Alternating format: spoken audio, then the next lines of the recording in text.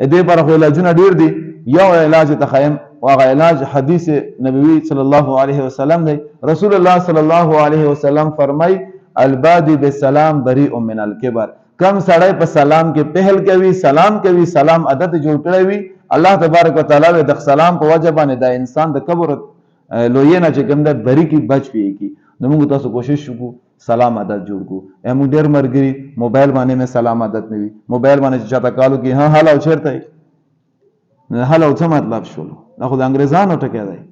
وره خبره ډیره وړه خبره ده، خو ټکی د انګريزانو ټکی دی. د هلا په ځای باندې سلام وکړه، السلام علیکم ورحمت الله وبرکاتہ. اوس فری کې تا ته ډیر شنه کې ملاو شول په یو سلام باندې. او بل ګوره فائدې څه ده؟ سلام ډېرې فائدې زما عزت مند. یو خو ټول نه پلانې فائدې دا شوله چې الله پاک د سلام په وجه باندې تا ژوند تکبر ختم.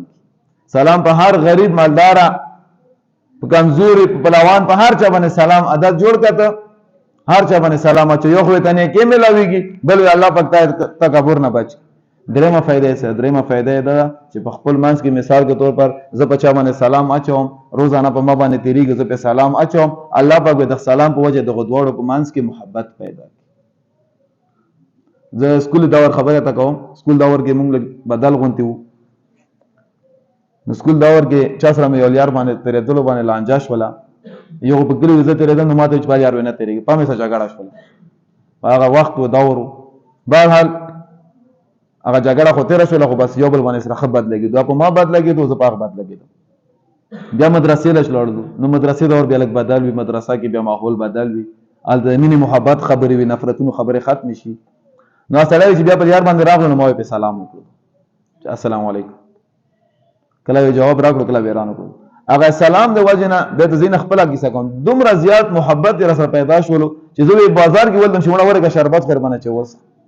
اج کم پسړه کې نفرت او کم پسړه کې بغض او الله پاک سلام په وجه باندې هغه بغض په محبت باندې بدل کړو.